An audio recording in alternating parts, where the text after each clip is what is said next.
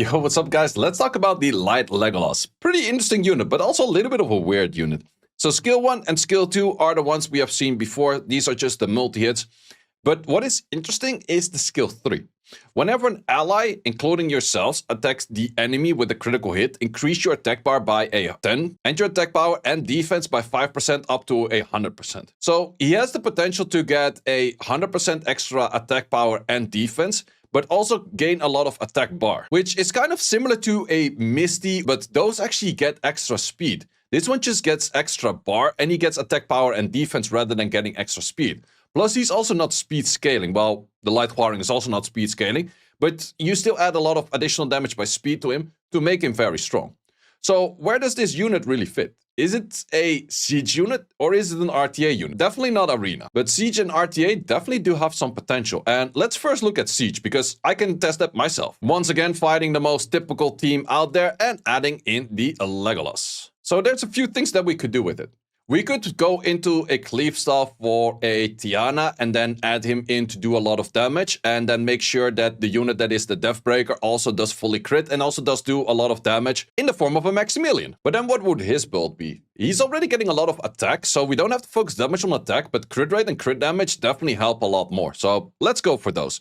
We definitely do want to go for 100 crit rate. Weirdly enough, he is Accuracy Awakening. It does help for the pushback on this skill, I guess. For the S1, there's nothing to accuracy in, so I would have rather seen a crit awakening on him rather than a accuracy awakening. Also, what I don't really like is it could be 2 hits, it could be 5 hits. And the difference between 2 hits or 5 hits is a massive amount of damage. I do think, however, that additional damage artifacts are probably his way to go. Maybe you want to be focusing a little bit more on additional damage by attack rather than additional damage by speed, because he does actually take in extra attack from just this passive. Unfortunately, I don't really have good ones on those, so this one just has to do. And this one will do on the other side. Well, let's just go full additional damage by attack. We have a little bit of crit rates in there as well. Yeah, let's just do this. Full additional damage by attack. So it's definitely a glass cannon kind of build over there. Oh, wait, we're actually too fast. We're going to slow that down a little bit.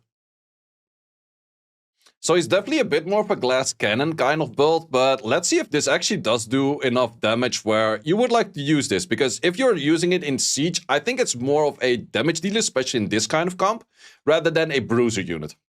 So we do have the Maximilian going in with the hits, and because of that, we're also going to be pretty much full stacking your right away, plus you get a lot of bar on that. So we could actually make you very slow and then still make it work to do enough damage. So let's see if we do the pushbacks on you right there.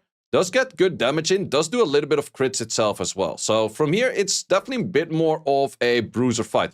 I think we could potentially actually make him a lot slower because he does get a lot of bar from just the other units critting himself, critting, and those kind of things. So he definitely wants to be paired up with other units that do tend to crit as well.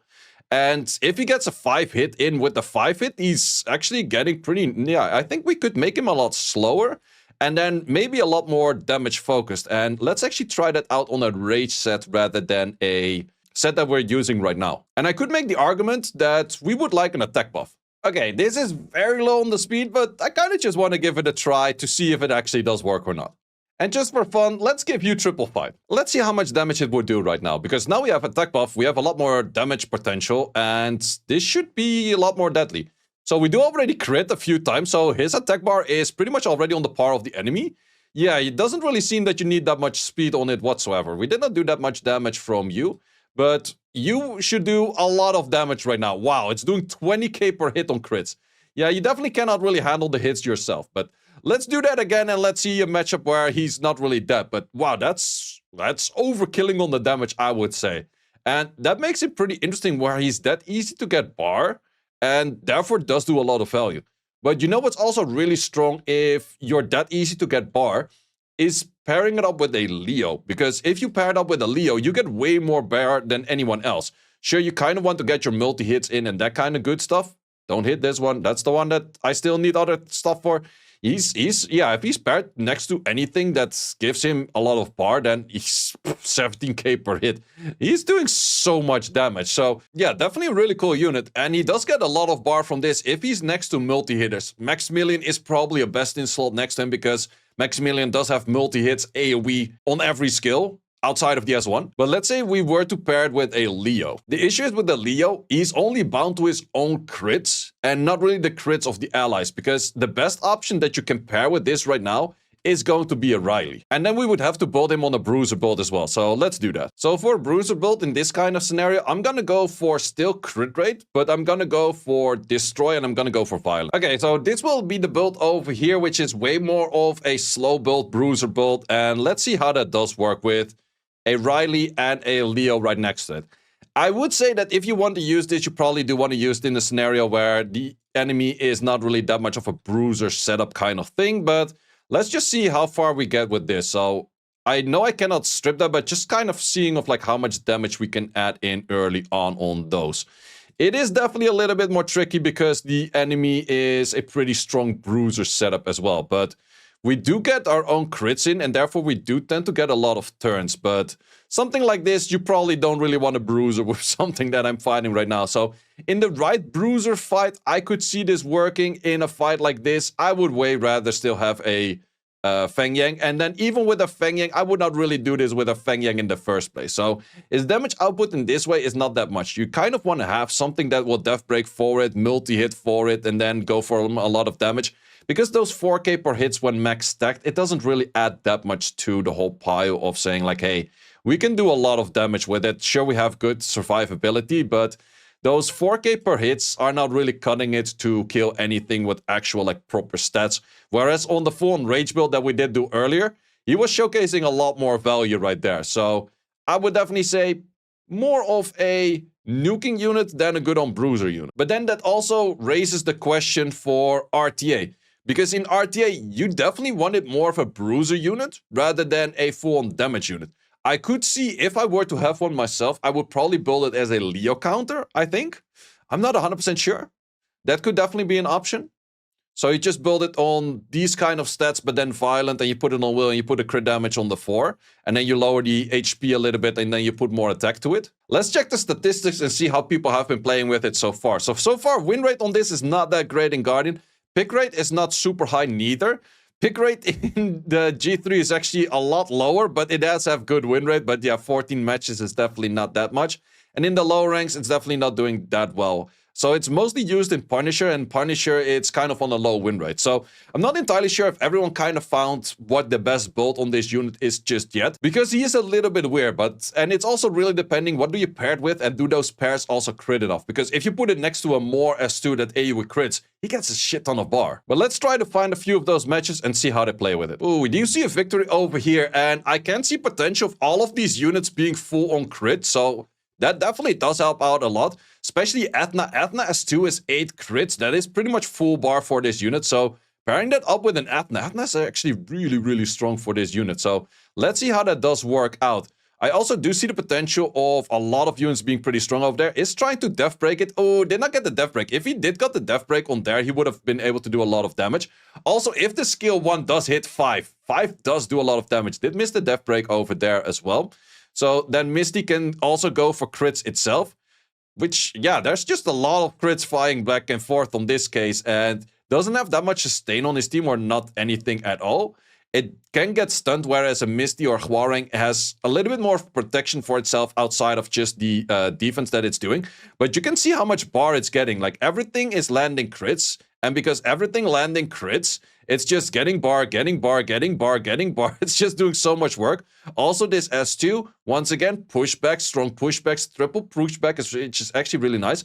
The only thing it kind of misses is this anti-death mechanic, or a little bit, no, not necessarily anti-death mechanic, but anything self-sustaining, anything surviving mechanic. If he gets any surviving mechanic, I think this unit is going to become really, really good. Right now, it's kind of on the edge where, sure, in a showcase like this, it seems really strong. It gets a lot of bar and it really can get it hits off. I think in a lot of matches, it's just not really doing enough. It doesn't have the right team, and I do see a lot more losers with it than I see victories with it, which also definitely does make a lot of sense. Even in a team like this, well, in a team like this also, if everything is crit, that should be a really nice setup. But yeah, I think it's just too easy to stun it, too easy to take it down, and therefore a Misty or a Hwoarang would do a lot better. But let's see what we do have over here, because this should AoE crit. We do have AoE crits. That is near full bar. Well, this is definitely full bar. Oh, we actually have a Tianlang as a counter. That's a nasty counter as well. Because every time that anyone crits, Tianlang gets bar right now. Okay, Tianlang is insane against this unit. Did not even notice that. But no, the Tianlang is absolutely busted against this. Because every time anyone crits, Tianlang gets bar. Like Tianlang bar, Tianlang bar, Tianlang bar. And then you also have the annoying thing of a Seimane fighting against it. So I think that his team can be very strong, but not what he was fighting against. Over here, we also do see a loose angle. Let's see how that one did look like. Does have a ragdoll. So with a ragdoll, if they crit, you get bar. If you crit, you get barred. That's a lot of bar gain. But then the big question is, how simple is this unit to simply just take out? So we do get our turn over there. That's good. But then we just simply stun it. Oh, we did not stun it. Yep, we can also do that. Then his passive doesn't work anymore, which is also pretty big counter. Kumar is sometimes a really good draft as well. It's not super common, but it can be a really good draft from time to time, and then it's just super nasty. I actually do like this guy's playstyle, so let's check out a few more matches of him. So we do have an Athena player once again. I definitely do think with, like, if your whole team is built on crit rate 4 or, like, crit damages 4, and Terra's, and Terra's multi-hit would also full turn this thing. So he's gonna go for that right away. Tried to get a death break, did not get a death break. Going in for the Shatter. Shatter will definitely give you... Look at the amount of bar that he had. He had, like, a full overflow, like 200 bar. Into the damage on that, not as much damage as I was hoping to see on it. I think we're gonna say goodbye to this Athena right now. He's kind of on the back foot over here on this whole fight, so let's see how he can still bring this back. This unit is relatively tanky for its defense, because I did mention he doesn't have like a like any kind of shape or way of surviving mechanic. He does get extra defense, so that does help him out to get a little bit more sustain in himself and get a little bit more, just stats in. But is defense really the thing that you're looking for? It's nice, but it's also, otherwise you would have probably died already in that first hit. But in the end, we still die over there. So it is niche, it is nice, but it's not crazy. But in this case, I think just, I would see potential where Monkey clears this. But not if you get Death Broken on the counter into a, that's a good smacking ragdoll right there. That's some good stats on that ragdoll. Also, a Shiho skill 3. Shiho skill 3 would give you 60 bar. That is actually kind of cool, not gonna lie. That's a lot of bar to be gained over there. So that's why you can make this unit. I think in most cases, he did rune it on a decent speedy set.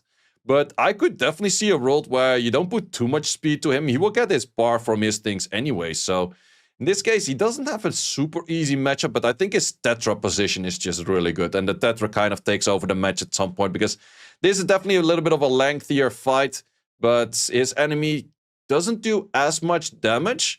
And it's just the Tetra healing, doing its things. At some point, the Monkey can maybe do a thing. He's actually, wait, this was a victory, right? This does not look like a victory just yet. Here's a rough match. Do we get a death break? Yeah, on the death break. Ooh, 5 hits just takes it out. Yeah, that's the RNG of a 5-hitter. Like, if you get a 5-hit on the death break from a skill 1, 5 times 6k? That is a lot of damage. So that random hit on the death break, Megumi is a good pair for getting the death breaks in on that unit as well. Interesting unit right there. It's definitely kind of RNG on that S1. He's trying for his best to get his death breaks in once again. Can't really get them. Death break is seated over there. Half HP, but also clears himself.